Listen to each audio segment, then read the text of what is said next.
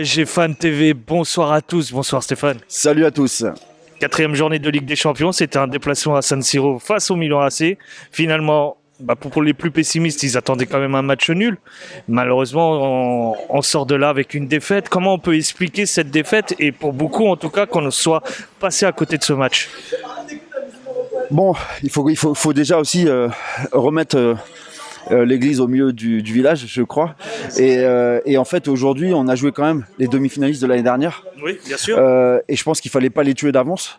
C'est vrai qu'on avait tous, par rapport au match aller, on se disait tous, on va aller prendre ce match chez eux, mais en même temps, San Siro, tu vas pas prendre un match comme ça facilement. Donc, je pense qu'ils ont très bien joué le jeu, les Milanais. Hein. Les Milanais nous ont vraiment emmerdés, surtout ils étaient super bien positionnés, ils nous attendaient sur les contres, et en général, on voyait bien que chaque ballon perdu qu'on avait, enfin, les ballons qu'on perdait, Ouais. tout de suite, c'était une attaque très percutante derrière. Et ça provoquait déjà beaucoup de tirs cadrés, Ouais. ou des fautes proches de notre surface.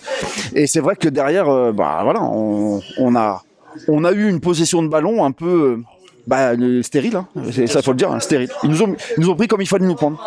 Tu regardais les stats tout à l'heure, mais on était à 70% de possession Quasiment 70, ouais. face à 30 à peu près pour les Milanais.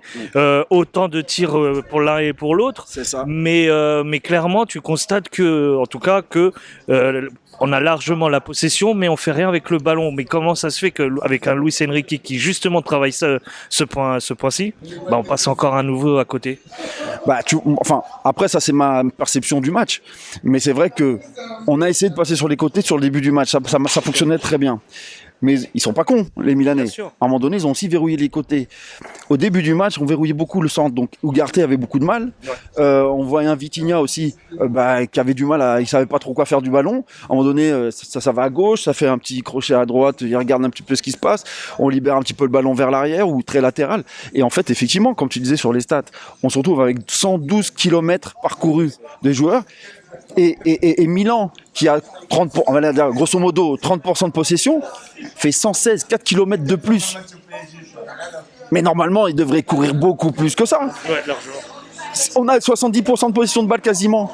Donc, bon, voilà. Et franchement, voilà, ils nous ont bien pris au départ au niveau du centre. Il fallait qu'on passe sur les côtés.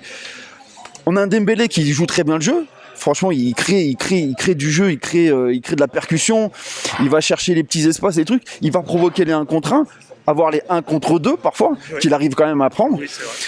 Bon, après, c'est vrai qu'en termes de finition, on n'est pas là, nos attaquants sont pas là. Hein. Kolo Muani, je l'ai pas vu. Peut-être une fois sur une action un peu dangereuse, mais sinon, voilà, Mbappé il s'est bien fait prendre sur son côté par avoir 3 Milanais à chaque fois. Dembélé, comme je disais, très virevoltant sur son côté droit, mais bon, mis à part l'enroulé qu'il fait et sur la barre, sur le corner du but là. Mais sinon, il y a pas c'est pas super percutant. Est-ce que pour toi, c'est tactique en finale qu'on l'a perdu alors ce match?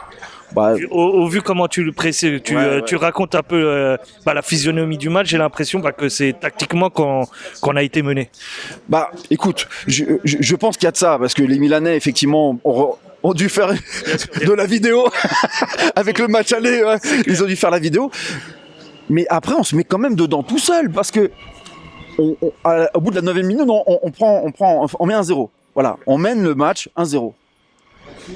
Et à un moment donné, c'était entre nous, hein, j'ai commencé à dire, mais ça, j'ai l'impression, quand je vois les Parisiens jouer, j'ai l'impression qu'on va se retrouver avec le match contre le Real, tu sais, où on a un match aller où on gagne. Ouais. Bon, après, c'est des phases finales, mais peu importe, où on a gagné le match très largement.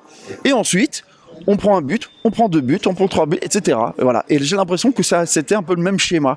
C'est-à-dire, on commence très bien, et ensuite, on se fait prendre un but. En plus, voilà les buts. Bon, voilà. Ouais. Un peu, surtout le deuxième. Ouais, surtout le deuxième, laisse tomber, tout le monde s'arrête, bon, bref. Mais tu vois un peu le contexte, c'est à un moment donné, voilà, on se retrouve à perdre un match qu'on devait mener et qu'on devait garder, avoir même marqué un deuxième but, mais au moins on ne devait pas perdre ce match, je pense. Alors, maintenant que c'est la 4e journée qui s'est terminée dans notre poule, est-ce que quand tu vois un petit peu notre parcours, est-ce qu'on réellement on s'en sort favori de cette poule, que à la base, dès le début, on se croyait quand même premier de cette poule?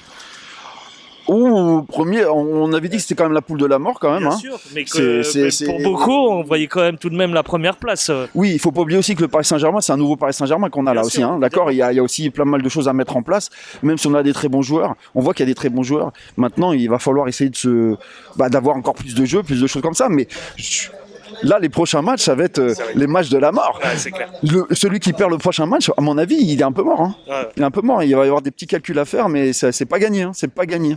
Bah, je te remercie Stéphane. Bah écoutez, à bientôt les gars. Hein. À plus. Hein. À bientôt Stéphane. Ciao.